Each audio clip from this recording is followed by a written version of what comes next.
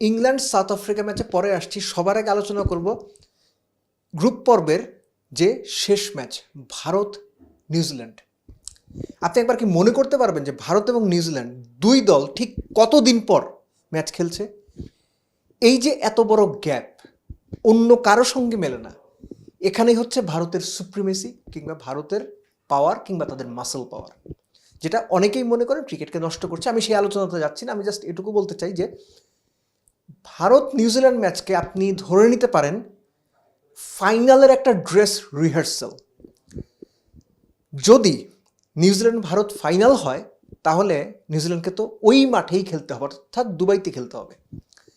অনেকেই হয়তো মনে করছেন যে দুবাইয়ের ওই কন্ডিশন, একটু স্লো উইকেট, ভারত পাঁচজন স্পিনার নিয়ে গেছে এবং ওই কন্ডিশনের সঙ্গে তারা মানিয়ে নিয়েছে। ঘর বাড়ি, খাবার, কাপড় চোপড় ধোয়া সব কিছু তো একই জায়গাতে, তারা ওই জায়গার সঙ্গে ফিট ইন হয়ে গেছে, যে সুবিধা আর কারণেই।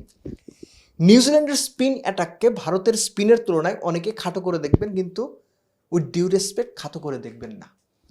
Mitchell Santner, Michael Bracewell, Glenn Phillips, নাম শুনে আপনার কুলদীপ, অক্ষর প্যাটেল, রবীন্দ্র জাদেজার যেতে অনেক পেছনে মনে হবে, কিন্তু ইন রিয়েলিটি, ইন প্র্যাকটিক্যাল তারা খুব বেশি পিছিয়ে থাকবে না। এটা পরবর্তী ম্যাচেই আপনারা আমার এই কথার সঙ্গে মিলিয়ে দেখতে পারেন।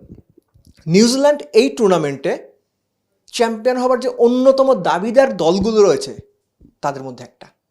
টপ 3 টিম হিসেব করলে নিউজিল্যান্ড তার মধ্যে থাকবে। এই টুর্নামেন্ট না শুধু, নিউজিল্যান্ড ওই পার্টিকুলার কন্ডিশনের সঙ্গে বেশ ভালোভাবে মানিয়ে গিয়েছে এবং এই যে পার্টিকুলার একটা ম্যাচ, গ্রুপ পর্বের শেষ ম্যাচ ভারতের বিপক্ষে সম্পূর্ণ ভিন্ন একটা ভেন্যুতে, ভিন্ন একটা উইকেটে খেলা হবে, নিউজিল্যান্ড সেই চ্যালেঞ্জের জন্য প্রস্তুত বলে আমি মনে করি। Having said that, of course Bharat favourite. নিউজিল্যান্ডের ম্যাচে জেতার জন্য না, শুধু পুরো টুর্নামেন্টে জেতার জন্য, টুর্নামেন্টে চ্যাম্পিয়ন হওয়ার জন্য তারা ফেভারিট। কেননা অ্যাকচুয়ালি তারা ঘরের মাঠে খেলছে। দুবাই এখন তাদের ঘরের মাঠের মতো হয়ে গেছে, তারা সেখানে আছে, যেটা আমি আগেই বলছিলাম। Rassie van der Dussen, Aqib Javed, Nasir Hossain, তারা সবাই এই ব্যাপারগুলো সমালোচনা করেছে। এবং আমরা যখন এই কথা বলি, অনেকে হয়তো আমাদেরকে একটা ট্যাগ দেওয়ার চেষ্টা করবেন যে নিজেরা পারেন না, অন্যকে নিয়ে সমালোচনা করেন, কিন্তু রিয়েলিটি হচ্ছে নাসির হোসেন, আকিব জাভেদ কিংবা রাসিফ ভ্যান ডার ডুসেন তারা কেউই বাংলাদেশের মানুষ না এবং তারাও এই ব্যাপারগুলো নোটিস করেছেন। এনিওয়েজ, ভারত চ্যাম্পিয়ন হবার জন্য যা যা করা দরকার সবই মোটামুটি তৈরি করে রেখেছে। একই সঙ্গে নিউজিল্যান্ড যদি অস্ট্রেলিয়ার সঙ্গে তাদের খেলা হয়, তারাও ওই দুবাইয়ের মাঠে গিয়েই খেলবে, অর্থাৎ ভারত তাদের ঘরের মাঠে খেলবে, যেটা আমি আগে বলছিলাম। কিন্তু ব্যাপারটা সহজ হবে না, ঘরের মাঠে তারা 2023 বিশ্বকাপের ফাইনালও খেলেছিল।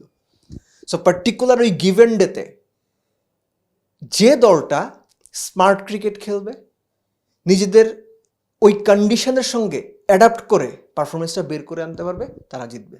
ভারত যতই অ্যাডভান্টেজ নিক, দিন শেষে তাদেরও ভালো ক্রিকেটটা খেলেই জিততে হবে এবং নিউজিল্যান্ডের বিপক্ষে একটা চ্যালেঞ্জিং ম্যাচ হতে যাচ্ছেই বলে আমার মনে হয়। Come down to South Africa England. Bottom line হচ্ছে, ইংল্যান্ড সাউথ আফ্রিকা ম্যাচ দেখে একটা ব্যাপারই মনে হয়েছে যে 350 করে অস্ট্রেলিয়ার সঙ্গে হারের ধাক্কা, আফগানিস্তানের সঙ্গে হারের ধাক্কা, ব্যাক টু ব্যাক দুটো ম্যাচ হেরে টুর্নামেন্ট থেকে ছিটকে যাওয়া, এর সব কিছুর রিফ্লেকশন ছিল সাউথ আফ্রিকার বিপক্ষে ইংল্যান্ডের এই টুর্নামেন্টের এখনও পর্যন্ত জঘন্যতম পারফরমেন্সের মধ্যে ওই রিফ্লেকশনটা ছিল। তারা 40 ওভার ব্যাট করতে পারেনি, 200 রান করতে পারেনি, হেসে খেলে সাউথ আফ্রিকা জিতেছে। সাউথ আফ্রিকানদের বডি ল্যাঙ্গুয়েজ ছিল একরকম, আর ইংল্যান্ডকে দেখে মনে হয়েছে তারা যেন শুধুমাত্র অংশগ্রহণই বড় কথা, এরকম একটা মোটো নিয়ে লাস্ট ম্যাচটা খেলছে সাউথ আফ্রিকার বিপক্ষে। এবং তারা mentally actually they were down and out. এবং ওই জায়গা থেকে, ওই ধরনের সিচুয়েশন থেকে যদি তারা ভালো করতো, তাহলে আসলে আমরা বলতে পারতাম যে না, ইংল্যান্ড এত বড় দুটো হারের পরও, এত বড় দুটো ধাক্কার পরেও ঘুরে দাঁড়িয়েছে। কিন্তু এই ইংল্যান্ডটা কেমন যেন মনে হয় তাদের ঘুরে দাঁড়ানোর ওই মানসিকতাই ছিল না। কে কত করেছে, কত উইকেট জিতেছে, এই আলোচনাতে যাওয়া একেবারেই পয়েন্টলেস বলে আমার মনে হয়। শুধু একটা জিনিস মনে করাটা জরুরি, এই ইংল্যান্ড ঘুরে দাঁড়াবে। হয়তো একটা সিরিজ, হয়তো দুটো সিরিজ, হয়তো একটা প্লেয়ার বদল, হয়তো 5টা প্লেয়ার বদল, বাট ইংল্যান্ড ঘুরে দাঁড়াবে। ইংল্যান্ড ক্রিকেট সিস্টেমটাই এরকম, খুব অল্প সময় তারা ঘুরে দাঁড়াতে জানে। এবং wishing good luck to England. খুব বাজে একটা টুর্নামেন্ট গিয়েছে রিসেন্ট টাইমে, তারা রিসেন্ট পাস্টে 2023, অ্যাকচুয়ালি 2023 ওয়ানডে বিশ্বকাপের পর থেকে এখনও পর্যন্ত ইংল্যান্ড ওয়ানডেতে খুবই খারাপ পারফরমেন্স করেছে। এক্সপেক্ট করবো বড় দল হিসেবে ইংল্যান্ড যেন খুব দ্রুততম সময়ে ঘুরে দাঁড়ায়। এবং সাউথ আফ্রিকা এবং অস্ট্রেলিয়া, যারা এই গ্রুপ থেকে সেমিফাইনালে কোয়ালিফাই করেছে, তাদের কাছেও এক্সপেকটেশনস থাকবে আপনাদের যে পরবর্তী দুই প্রতিপক্ষ ভারত এবং নিউজিল্যান্ড, এদের বিপক্ষেও তারা যেন এই টুর্নামেন্টে ফেভারিট হিসেবে যে 4টা টিম সেমিফাইনাল খেলছে, তারা যেন দর্শকদের তুষ্ট করার মতো, সন্তুষ্ট করার মতো, একদম এই যে রাখার মতো ক্রিকেটটা উপহার দিতে পারে। নইলে এই চ্যাম্পিয়ন্স ট্রফিটা এখনও পর্যন্ত যে ফেসে যেভাবে যাওয়ার কথা মোটামুটি কিন্তু সেভাবেই এগিয়েছে। যে দলগুলো টপ 4-এ থাকার কথা মোটামুটি তারাই রয়েছে, আর যারা আন্ডারডগ বাংলাদেশ পাকিস্তানের মতো তারা আগেই ছিটকে গেছে। এটাই হবার কথা ছিল।